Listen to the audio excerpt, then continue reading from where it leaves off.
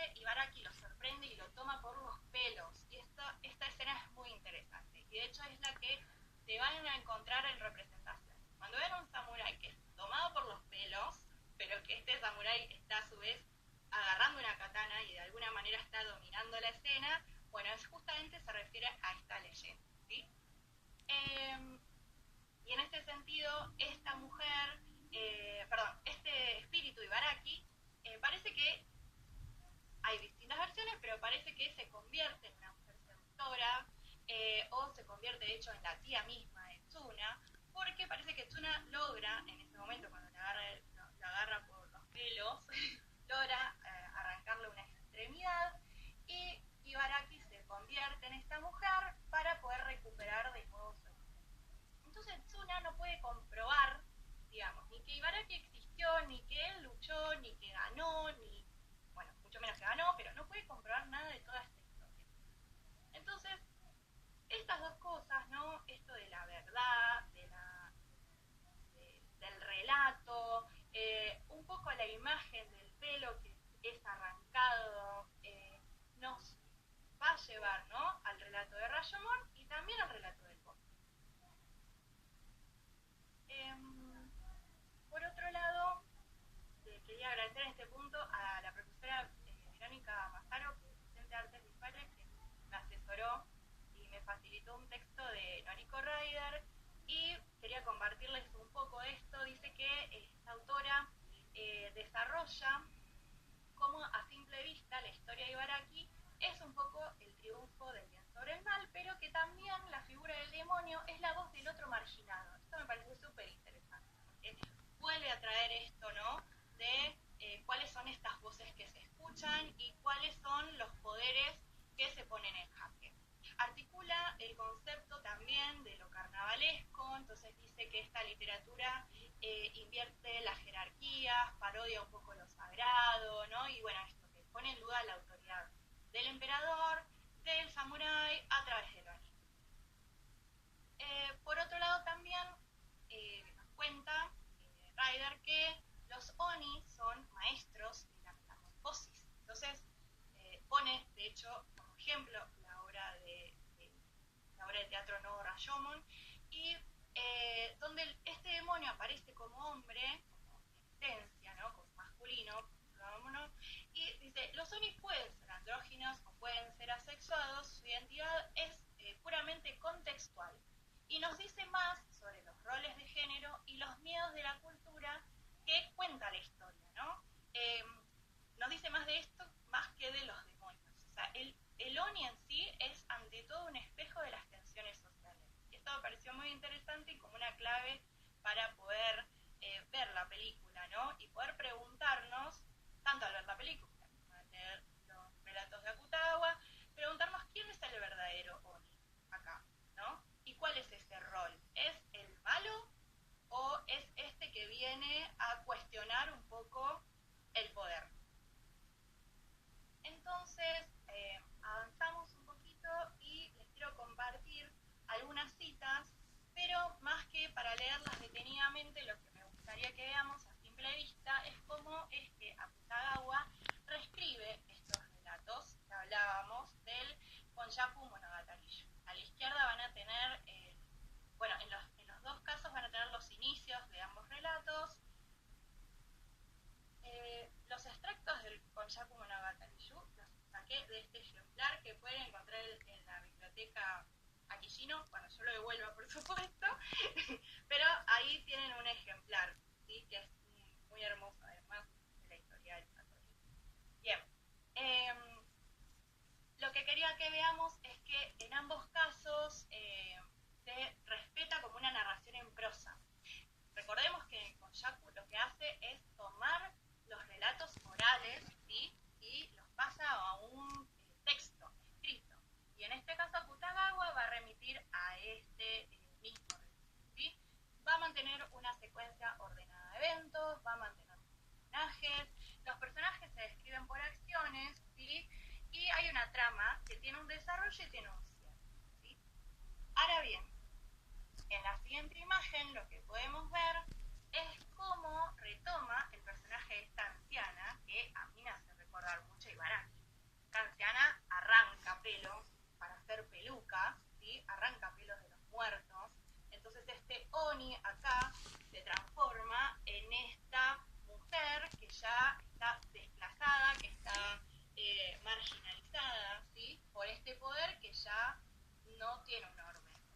decadencia.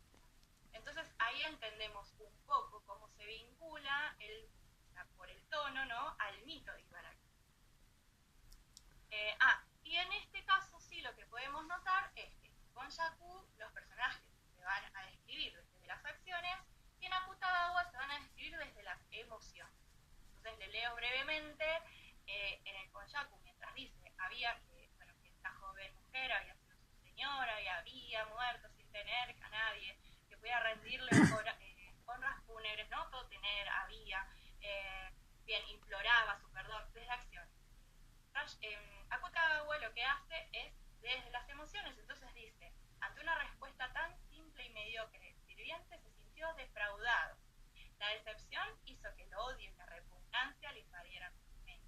Ahora, acompañados por un frío desprecio. Hay emoción, ¿sí? Bien. En la siguiente podemos ver también otros elementos que en este caso serían los animales. Brevemente, esta cuadratura en la que está diseñada Kyoto tenía 4 seres espirituales que regían los puntos cardinales: dragón, fénix, tortuga y tigre. Y en la leyenda de Ibaraki, estos 4 guardianes se van a transformar de alguna manera, van a ser personificados en guerreros samurai. Pero en el relato de Akutagawa lo interesante es cómo los personajes son comparados con animales, prestar atención, pero ya desposeídos de poderes y obviamente de elegancia. Y la siguiente podemos ver por último ya en el relato específico en el bosque de Akutagawa y en Konjaku se llama en la espesura del bosque. Acá sí podemos ver cómo Akutagawa rompe por completo la prosa, se presenta el relato de manera fragmentada y acá sí nos lleva directamente a la película de Akutagawa, ¿no?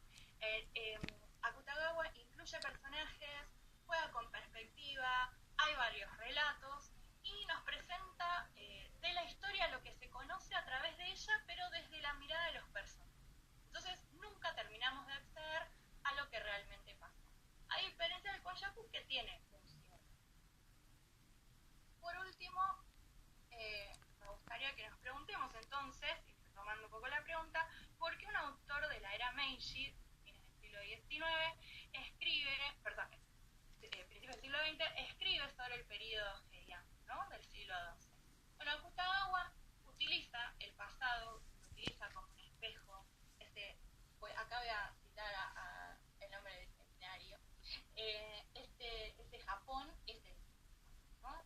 La era Meiji, como vimos, fue el momento de apertura a Occidente tras siglos de aislamiento, fue un proceso sociales, y al situar sus cuentos en el periodo Heian, una época de refinamiento que estaba colapsando, bueno, Akutagawa encuentra de alguna manera casi una metáfora perfecta de esta descomposición, ¿no?, de su propia época.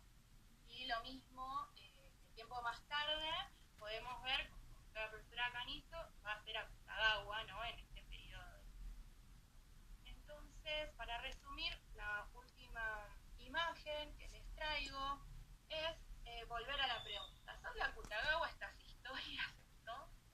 Bueno, a mí no me quedan dudas que los relatos que leímos y en los que se basó Kurosawa son los de Akutagawa, ¿no? Porque retoma, o sea, si bien retoma otras cosas, le da sus propios significados. A Rashomon le da su propia visión al cuento de En el bosque.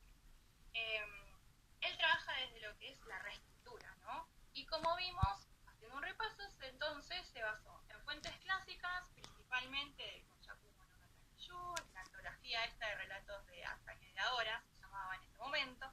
Es una recopilación del año 1120 y es una compilación que rescató mitos del folclore japonés y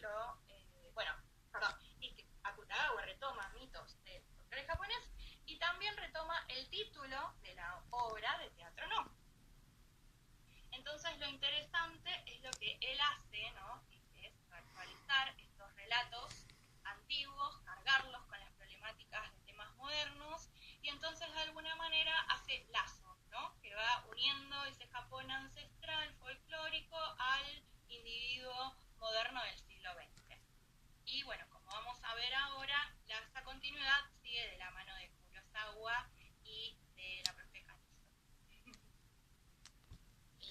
Diana. Bueno, súper interesante, ¿no? A mí me abrió un montón de puertas y de nuevos caminos para seguir viendo la película de Kurosawa y otras películas, ¿no? Porque esto que hablabas de lo de la señora que cortaba las pelucas en Akutagawa y que eso tiene un origen mítico, lo vamos a ver cuando veamos Kwaidan, ¿no? Una de las películas que elegimos para el curso. Esto que está mencionando Diana, para quien le interese, tiene que ver con la intermedialidad, ¿no? Lo que se llama intermedialidad, de cómo algunos temas se repiten a lo largo del tiempo en determinadas culturas, en determinadas sociedades, pero van cambiando, van migrando la tecnología, si quieren, o van migrando el medio en el que se apoyan, ¿no? Entonces pasamos de los cuentos al teatro, del teatro a la literatura, de la literatura al cine. Es un poco ese el camino que estamos viendo que hacen estas narraciones, ¿no? Y bueno, entonces vamos a volver al proyecto de Rashomon. Rashomon no es un guión que hizo solamente Akira Kurosawa, lo hizo junto con Shinobu Hashimoto, que fue colaborador de él en muchas películas y en tantas otras películas importantes de la historia del cine japonés con otros directores. En realidad el germen de este guión lo había escrito Hashimoto, se había basado entonces en los relatos del bosque, pero era un guión que le había quedado como chiquito, como cortito, y bueno, en charlas con Kurosawa, que en ese momento estaban en equipos de trabajo juntos, surgió este tema y Kurosawa venía pensando en el tema de Rashomon y bueno, eran dos relatos de Akutagawa que podían maridar, digamos, de manera bastante interesante. Y a mí lo que más me encantó es que tenía otro nombre el guión y ese guión se llamaba Varón Mujer, Otoko Onna. Y ahí fuimos con Diana a averiguar un poco esto y todo este relato que nos acaba de hacer Diana tiene que ver un poco con este también juego donde el género termina siendo algo importante, pero algo ambiguo, solapado, que va tomando diversas formas, ¿no? Son personajes, los personajes femeninos que van apareciendo y desapareciendo. Y bueno, esto nos permite pensar muchas cosas respecto de la película. Vamos a volver a Rashomon. Esta es la puerta de Rashomon. Otro dato curioso. Kurosawa le prometió a la productora que no iba a gastar mucha plata en esta película porque solo tenía que hacer la puerta de Rashomon y el otro decorado era apenas el decorado del lugar que es como la especie de juzgado donde se hacen las declaraciones. Así que no iba a ser una película cara y luego lo de la lluvia lo iban a resolver con las unidades de bomberos que tienen dentro de los estudios cinematográficos. En esa época había muchos incendios y sobre todo en Kioto, donde se hacían las películas históricas, que había muchas construcciones de madera. Entonces, esto era una dinámica normal, tener ahí las unidades con agua. Y cuenta el mito también, no sé, ya no recuerdo dónde lo leí, que habían puesto tinta en el agua de estas mangueras para que se notara mucho más el volumen y la pesadez, digamos, de estas gotas que caen sobre esta puerta y lo inundan todo. Bueno, vamos a la estructura de la película. Tenemos una estructura con una introducción en la puerta de Rashomon y luego vamos a tener una serie de secuencias, yo llamo las secuencias a unidades de acción. Cada una de estas unidades de acción y unidad temática van a traer diversos testimonios. Entonces tenemos los testimonios de esos personajes que vimos al principio de la presentación. El leñador, el monje, Tajomaru, que es el ladrón violador, si quieren. El testimonio de la mujer, atacada por Tajomaru. El testimonio del muerto, que es el marido de la mujer. Este testimonio es muy especial y muy divertido y ya estaba en el cuento de Akutagawa. Y luego el leñador vuelve a dar otro testimonio y luego hay un cierre, una secuencia final con un cierre, con un tema que introduce Kurosawa en esto, que no estaba en los cuentos y que le da esa impronta de lo que llamaban el cine humanista de Kurosawa, ¿no? Entonces, bueno, a partir de esta estructura no vamos a poder ver la película, pero vamos a ver algunos fragmentitos para que ustedes tengan más o menos el espíritu de lo que estamos hablando y luego la podrán ver tranquilos en casa. Y bueno, aquí puse algunos de los fotogramas de la película, ¿no? Este es el comienzo de la película, tenemos al monje del lado izquierdo, al leñador del lado derecho, totalmente como desmoralizados, ¿no? escena, esta puerta que está destruida, en este lugar destruido, y están diciendo, no entiendo, no entiendo, no entiendo. Bueno, ¿qué es lo que no entienden? ¿No? Es una cosa que repiten, y queda medio raro. Dice, bueno, ¿qué les pasa? ¿Qué puede haber pasado de tan grave? No, bueno, vemos la ropa de ellos, de gente que está en una situación de indigencia, podríamos decir, ¿no? Está la tradición de los monjes que iban pidiendo limosna en el camino y que iban sobreviviendo a partir de las dádivas de los vecinos de los caminos que iban recorriendo. Y el leñador también, un hombre humilde, que luego vamos a saber que tiene que mantener una familia y vivía un poco de las maderas que recolectaba en el bosque. Aquí tenemos entonces el personaje del leñador. Este es el personaje del monje. Este es el personaje de Tajomaru, que es una interpretación increíble de Toshiro Mifune. Esta es la mujer, su testimonio. Esta es la medium que introduce el testimonio del muerto y lo incorpora. Y me gustaría pasar a la película primero mencionándolos esto que me llamó mucho la atención y que además estoy empezando a encontrármelo en varios lugares y me divierte mucho. La palabra komorebi está compuesta por 3 kanjis. Ki significa árbol, mori significa filtrar o escapar y bi que significa luz del sol. Estos 3 kanjis forman este concepto que sería la luz solar que se infiltra a través de las copas de las hojas de los árboles, creando este espectáculo de movimiento y espectáculo natural de claro-oscuro, de luces y sombras. Bueno, si hablamos de luces y sombras, pensamos en Tanizaki, pensamos en que hay una tradición dentro de la cultura japonesa que tiene que ver con el aprecio de la sombra. Y antes de entrar en Rashomon, recuerdo que este concepto lo trae la película Perfect Days, no sé si la vieron. Todavía no. El personaje principal de Perfect Days es un señor que hace tareas de limpieza y que en sus ratos libres o en la pausa del almuerzo se lleva una camarita pocket y saca fotos en un bosque, en un parque donde él almuerza. Y le explica a su sobrina que eso se llama komorebi o algo por el estilo y forma parte de un sueño del personaje. Entonces es una palabra, un concepto y un tema que es relevante y que es importante dentro de la trama, muy sensible y estético al mismo tiempo, y que yo creo que es un hermoso homenaje a Kurosawa que hace Wim Wenders, que es el director alemán de la película. Y le comentaba a Diana ayer que justo este fin de semana tuve oportunidad de ver, estaba viendo un ciclo de Leonardo Fabio y fui a ver Crónica de un niño solo, y hay una parte donde ellos están al borde del río, los chicos jugando, bueno, hay una situación medio violenta con uno de los chicos, y veo exactamente esta misma toma de la cámara apuntando al sol entre las hojas. Digo, esto parece Kurosawa, y dije, bueno, ¿no? Puede ser casualidad, qué sé yo. Y luego veo un reportaje a Leonardo Fabio, que es un documental que está en Cinear, donde hay varios testimonios, entre ellos los de Miguel, y él cuenta de cuán impresionado quedó cuando vio Rashomon, de cómo esa película lo motivó, lo emocionó y le cambió su mirada sobre el cine, ¿no? Entonces, bueno, se van hilando también otros lazos entre unas películas y otras también. Entonces vemos que la influencia de Rashomon llega hasta nuestra latitud y llega hasta nuestros días a través de Perfect Days. Me gustaría entonces que fuéramos a ver algunos de los testimonios. En principio, yo voy a ir hablando arriba de la película, ¿sí? Espero que no les moleste. Así vamos viendo y no nos quedamos con ese tiempo muerto de ver fragmentos y vamos aprovechando un poco el visionado de la película.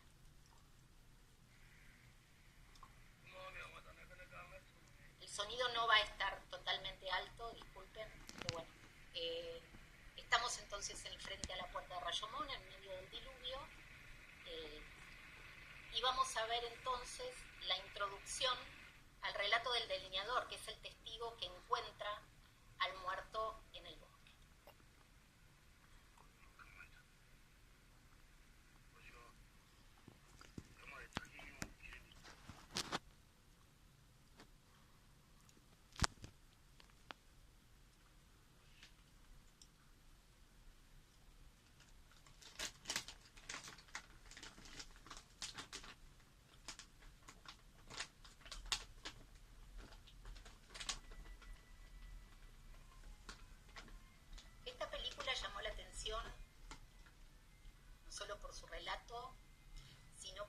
música y por su fotografía, ¿sí?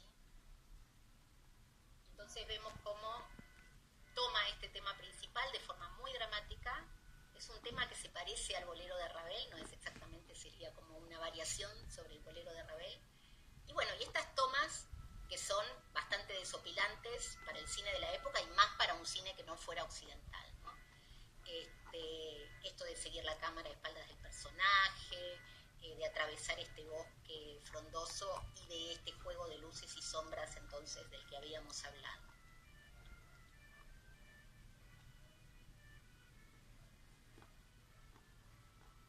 Esto es realmente un shock para todas las plateas del mundo que ven esta película. Les parece una manera de narrar totalmente innovadora. Nosotros hablamos de que hay 4 testimonios, ¿no?, en esta película. El caso de los testimonios se había visto de esta narración desde diversos puntos de vista sobre un mismo hecho o sobre un enigma. Esto había pasado en Ciudadano Kane, que es una película de Orson Welles de los años 40. Y es una película que no se vio en todos lados, no circuló mucho también porque era una película muy rara. Entonces solo algunos cinéfilos muy específicos y muy delicados conocían esto, ¿no? Pero por ejemplo, este barrido de cámara que están haciendo, que va haciendo contrapunto con la banda sonora de la película, el stop ahora del motivo, y el primer dato que tenemos de la presencia de lo femenino. Cambia el sonido y nos muestran el sombrero de la mujer.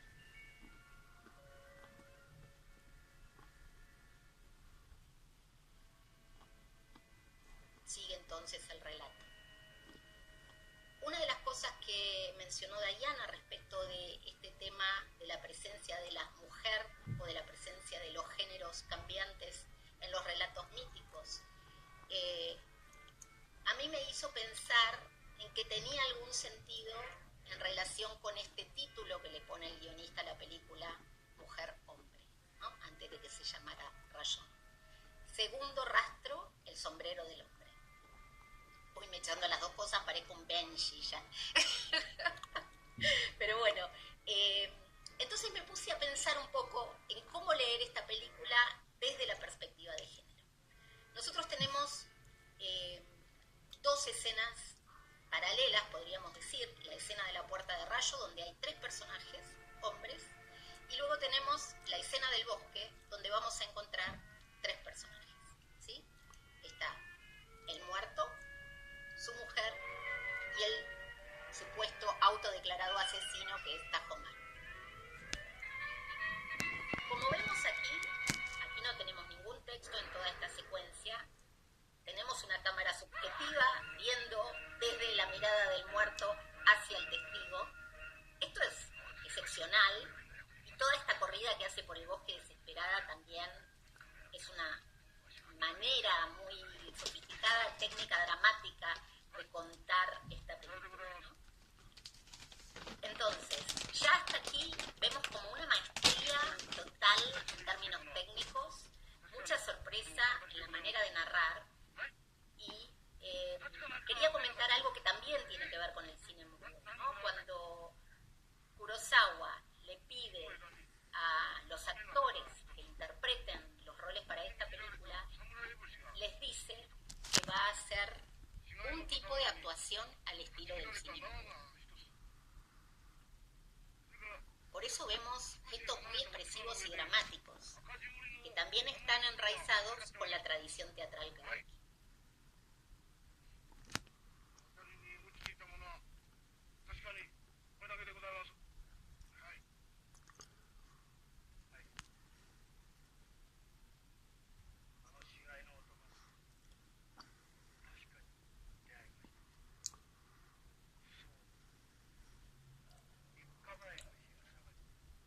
Y de nuevo el 3, hace 3 días.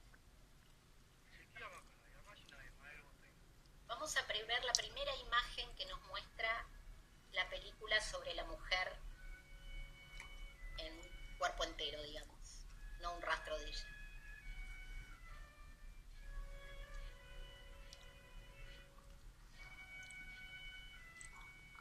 Entonces es una pareja aristocrática, vestida al estilo Heian,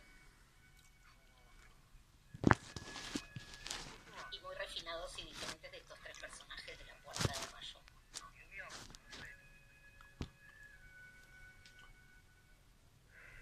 Bueno, esta es la primera imagen. Vamos a pasar entonces al relato de la mujer y ver cómo es que la mujer presenta todo lo que pasó en el bosque. En el medio vamos a ver transcurrido con el relato de Tajomaru, que es un relato súper interesante, dramático y diverso, pero vamos a ver a la mujer.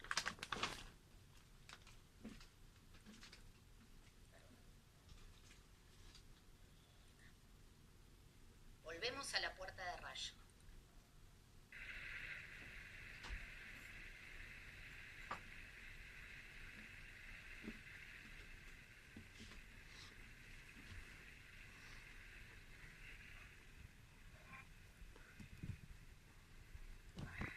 Vemos las características mucho más populares de estos personajes, ¿no? Y las habladurías sobre Tajomaru como mujeriego, bandido, bribón, ladrón, etc.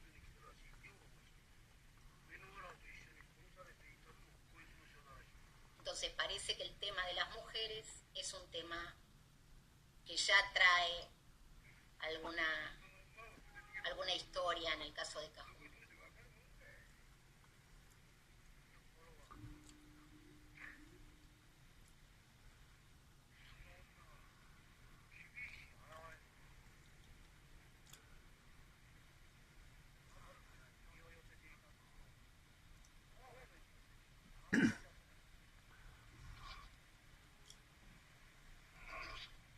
Y de nuevo, mienten. Este mantra, esta repetición de la palabra mienten, mentira, etc. va a estar durante toda la película en boca del leñador principalmente. Es como una especie de terapia que hacen los tres y están analizando ética y moralmente toda la situación. Y tratan de explicarla. Estas son las características que le dieron a la película el mote de película humanista, ¿no? Porque siempre están buscando como una ética, un valor mayor a todo este desastre que vemos que ha pasado en el bosque, ¿no? Este asesinato.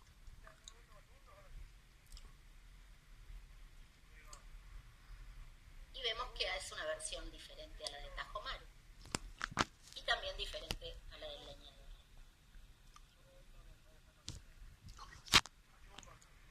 Y la imagen de la mujer que trae este testimonio no es de una mujer fuerte como describió Tajomaru, es de una mujer débil.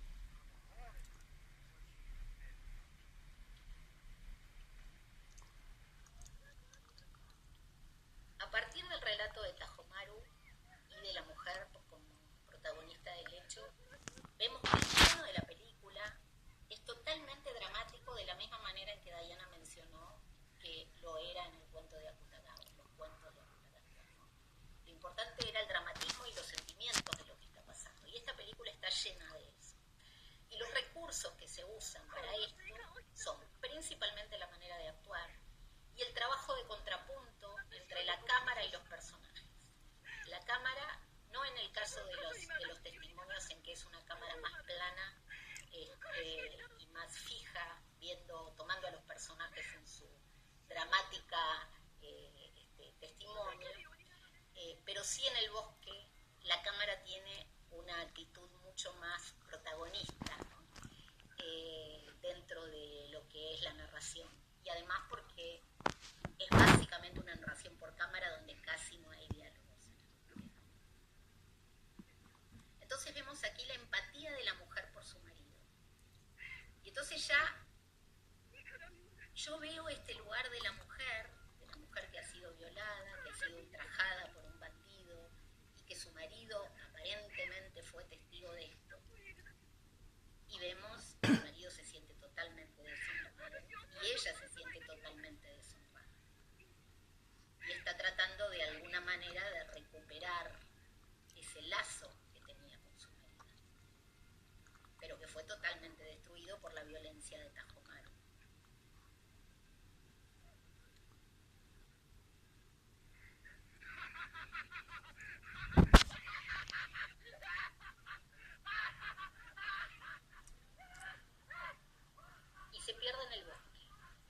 entonces acá yo me empiezo a preguntar, bueno, en el primer testimonio teníamos al leñador haciéndonos casi una presentación del escenario del bosque.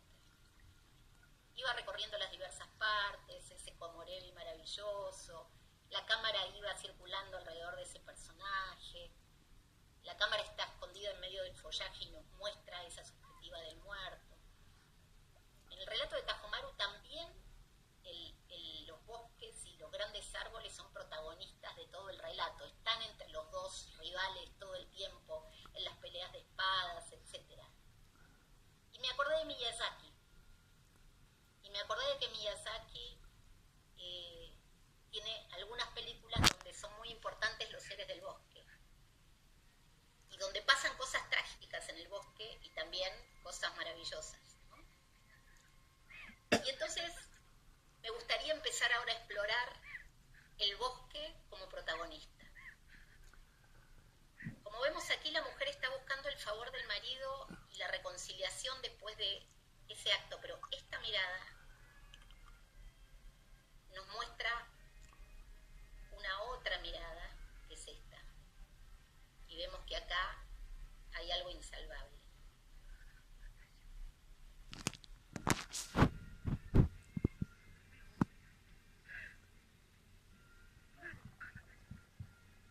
Bueno, voy a interrumpir acá porque estoy viendo que son 8:15 y no quiero que se nos pase todo el tiempo. Pero la mirada del marido es algo que me interesa mucho, porque hay una teórica que se llama Laura Mulvey, que hizo en los años 70 un análisis sobre la mirada masculina y patriarcal en el cine de Hollywood y cómo las narrativas respondían a esa mirada. Y es muy interesante, trabaja con todo el cine de Hitchcock principalmente, pero si nosotros analizamos un poco la mirada de los hombres, la mirada del marido y la mirada de Tajomaru, esa mirada deseante, esa mirada ultrajante y que luego la desprecia, etcétera, no quiero spoilear, digamos, pero es una mirada muy ambivalente y que la toma ella casi como un objeto. Y ella, en algunas partes de la película, es totalmente activa, salvaje, pelea con Tajomaru, se defiende, y en otras es una mujer débil, como decía el monje, ¿no? Entonces vemos que la posición de la mujer no es tan estática, que hay una mujer activa y que hay una mujer que también está tratando de salvar su pellejo y no ir a la cárcel, ¿no? Por haber conspirado contra la muerte del marido. Pero bueno, es muy interesante entonces en este triángulo esta mujer dinámica en esta situación. Entonces esta película ha sido tachada de película machista en el pasado, y creo que muestra muchas cosas que tienen que ver con el machismo, pero creo que también muestra una mujer activa. Me parece que eso es un dato interesante a incluir en una mirada más contemporánea de la película, ¿no? Bueno, me gustaría pasar ahora a La voz del muerto.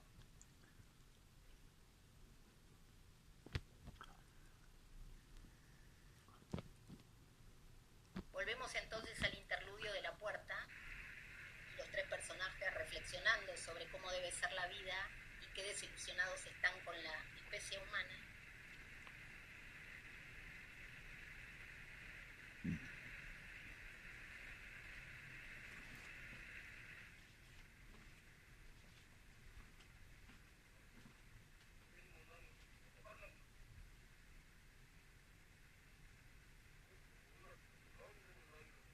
Y vemos la impronta machista, ¿no? Es decir, bueno, las mujeres siempre disimulan, siempre le engañan con lágrimas, se hacen las lloronas para hacernos flojear, ¿no? Pero un poco una mirada un poco tradicionalista de esto, ¿no? Y aquí hablan de la visión, entonces, esa visión espiritual, ¿no? Y esto me lleva de nuevo a pensar en Miyazaki, ¿no? Esa dimensión que trae el bosque, no solo de los vivos, sino de otros planos, del plano de este muerto que puede expresarse a través de la medida. Y acá no estamos hablando de lógica, ¿no? Entonces, para la mirada occidental de esta película en los años 50, la película planteaba toda una tesis sobre la verdad, lo que llamaban el efecto Rashomon, ¿no? Si es posible saber la verdad, si los intereses de cada uno de los personajes no va tirando cada uno para agua para su molino, digamos, y no se puede conocer la verdad porque hay falta de honestidad, porque hay falta de decencia, hay falta de ética, ¿no? Y los hombres mienten, o las mujeres mienten a su favor. otra cosa importante del rol de las mujeres que me gustaría mencionar. Kurosawa ha sido gran adaptador de Shakespeare, ¿no? Hay varias de sus películas que son adaptaciones de Shakespeare. Y hay una de las escenas que está aquí cuando Tajomaru, este es otro tema del que me gustaría que Diana hable respecto del espacio y de la presencia del demonio. Este es un primerísimo plano de un personaje demoníaco y fuimos a preguntarnos entonces qué significaba esto, ¿no? Les muestro rápidamente la medium y paso la palabra a Diana. Entonces, bueno, un poco esto que estaba hablando del tema de la mujer, es para darle un poquito más de vuelta de rosca, porque son esas mujeres shakespearianas que son seducidas por los hombres cuando su marido todavía está en el lecho de muerte. Esto pasa en Ricardo III, por ejemplo.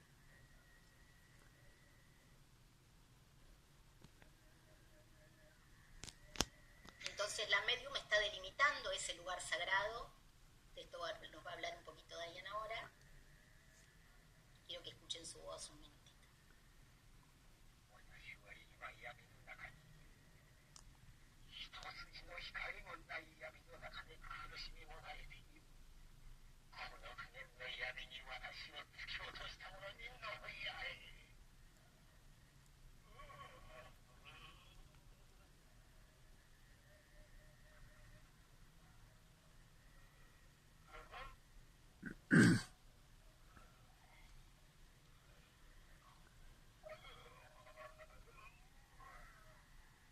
Bueno, a partir de esto entonces se hace todo el relato del muerto y luego la película tiene un relato más que es el nuevo relato del leñador, donde él dice toda la verdad de lo que ha visto y de lo que ha sido testigo.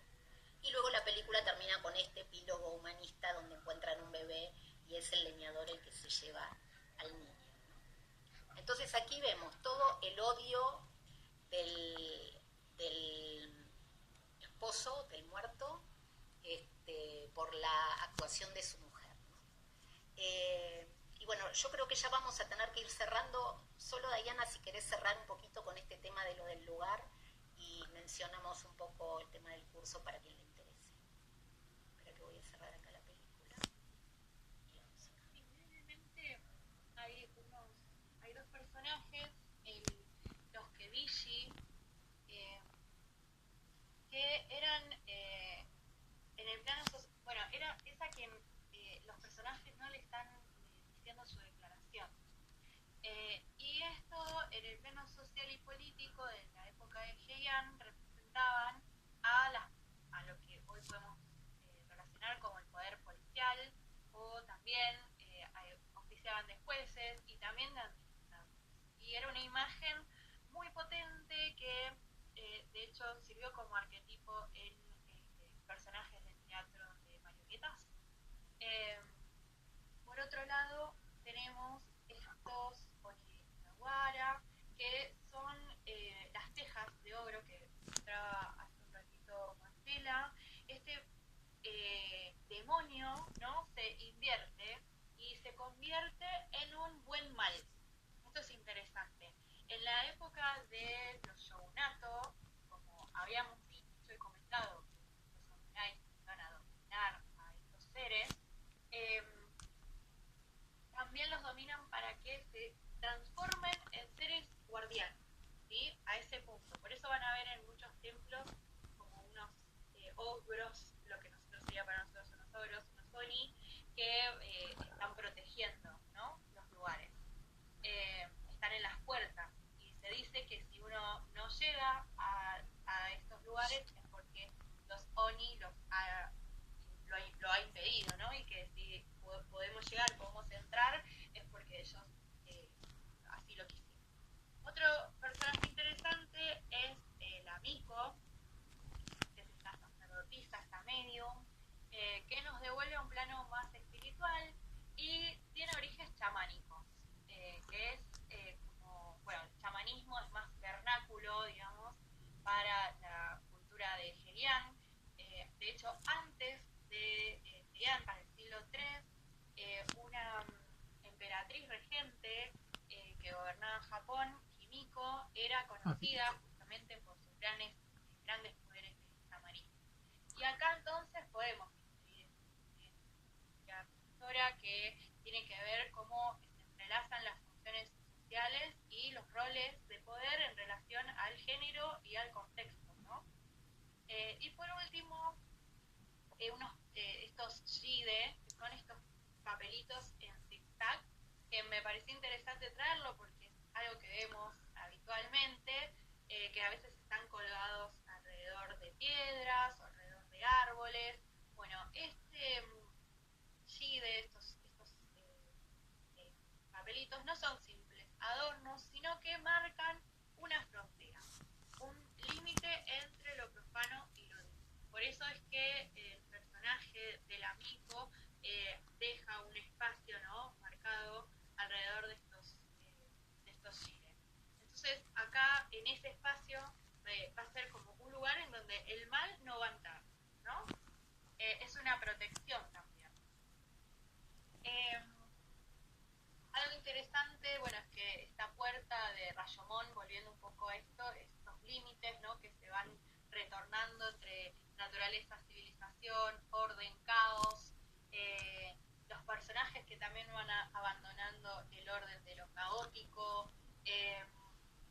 Bueno, nada, lo interesante creo que también en el relato, sumando un poco a las conclusiones de Marcela, es que esta puerta que es ruina, ¿no?, y que son estos límites de la ley, o estos límites de lo sagrado, los límites de la moral, todo esto que era real para los personajes en un momento se desmorona, ¿no? Y como única forma de revelar una verdad sincera es a través de la representación del mundo interno de los personajes, ¿no? Como que la objetividad resulta imposible, no se puede acceder a lo objetivo, no se puede acceder a la realidad, a lo real es imposible en términos humanos, entonces la subjetividad de alguna manera obstruye este acceso, ¿no? Entonces es como que solo nos queda lo real, lo que el humano puede expresar. Sería algo así como que solo nos queda este bosque, ¿no? En Aconcagua, o como decía Marcela Retón, que es el bosque de por sí es el escenario, ¿no?, donde sucede. Sí. Deviene personaje donde todo esto toma lugar, ¿no? Bueno, eso es un poco, así, terminando rápidamente lo que queríamos mostrarles hoy, dejarle esta caja de herramientas, de conceptos y de pensamientos y de imágenes para que vayan y sigan sus caminos buscando más cosas, y finalmente introducir el seminario entonces que va a transcurrir durante el mes de abril con 4 encuentros donde vamos a ver 4 películas, 4 autores. La primera va a ser Kwai-Dan de Kobayashi, basado en los relatos de la tradición oral de Lafcadio Hearn. El siguiente encuentro va a ser más vanguardista, el director Teji Gahara de los años 60, en su asociación con el escritor Kobo Abe, que hicieron varias películas juntas y que hablan sobre la sociedad japonesa de la época. Es una crítica bastante aguda y bastante metafórica sobre la vida social en Japón en el posguerra ya de los años 60. Luego, en el tercer encuentro, vamos a abordar el libro Dorayaki de Tsukagawa y su adaptación al cine por parte de Naomi Kawase. Y finalmente Drive My Car de Ryusuke Hamaguchi, basado en un cuento de Murakami, con una interlocución con el teatro de Chekhov en la puesta en escena de Tío Vania. Bueno, creo que con eso estamos. No sé si tenemos tiempo para algún comentario o pregunta, Paula o Valeria. Sí, perdón. Aprovechemos. Disculpen, un problema técnico.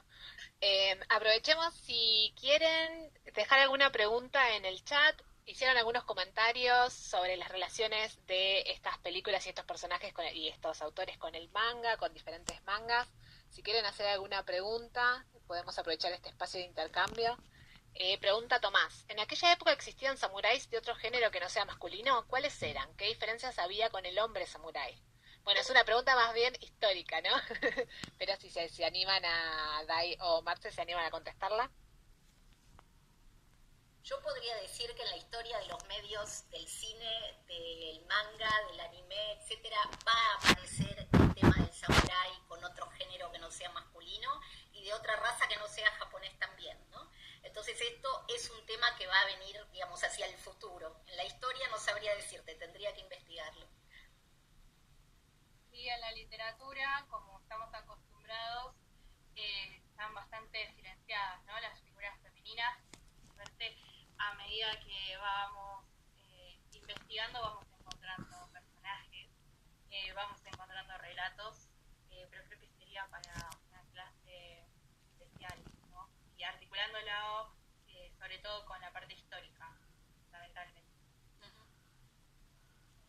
Yo les puedo tirar el dato si quieren, busquen a los oyentes, si quieren busquen información sobre Tomoe Gosen y sobre la esposa del primer shogun Minamoto Yoritomo, quien dirigió el ejército una vez pasado su muerte como mujer samurái, así que lo pueden buscar un poquito. Es verdad que su historia está mucho más invisibilizada y que no eran la mayoría, pero sí existieron. Y dice Lucas, esta película también sirvió para inspirar el manga Vagabond, sí, muy famoso este manga Vagabond, de Takehiko Inoue, que tiene un arte increíble. Bueno, es un comentario, nada más. No, la pregunta es un comentario y toca el tema del destierro de los samuráis. Alonso dice, ¿dónde puedo ver el inicio de la clase? No se grabó la clase, Alonso, mil disculpas, estamos utilizando el principio japonés Ichigo Ichie, que básicamente es cada encuentro es es valioso en sí mismo, es una oportunidad de este momento, pero bueno, los invitamos a todos y a todas que quieran, si se quieren sumar al curso, dejamos la información ya varias veces en el chat, lo vuelvo a dejar acá, está en el Drive, y la idea de esta charla es que es una de las primeras charlas abiertas que se va a hacer de formato virtual, así que también si nos siguen en Instagram, si nos siguen en el newsletter, van a poder enterarse de las siguientes charlas que hagamos. También hacemos algunas actividades presenciales en el instituto, estamos en Pringles 261 en el barrio de Almagro, así que también los invitamos. El curso es virtual, que creo que no se dijo antes, o sí, perdón, ahí tal vez me perdí en eso. El curso que van a dictar Marcela y Diana es virtual. Ese curso sí se va a grabar, se va a dictar los miércoles, pero como se graba, si alguien no puede cursar, puede acceder luego a ese material de forma asincrónica. Entonces eso también es una posibilidad. Bueno, si no queda ninguna pregunta ni ningún comentario, damos por terminado el encuentro. Muchas gracias a todos, gracias Marcela y Dai, y cualquier cosa nos estamos charlando, pueden escribirnos por cualquier medio. Bueno, mil gracias, hermoso. Gracias a todos, esperamos verlos en el seminario la semana que viene. Ahora estamos muy entusiasmados, preparamos mucho material, que estamos muy contentos de este espacio también, esperamos recibirlos. Bueno, gracias.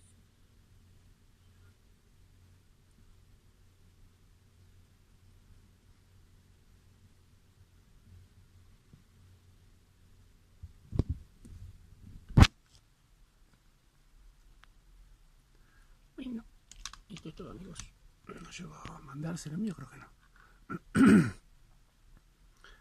¿Qué pasó acá? 2 de abril, 2 de abril, 3 de abril, 4, 5, 10 de abril. Ah, estos son posteriores. Bueno, interesante. Muchas gracias. Tané,終わりました。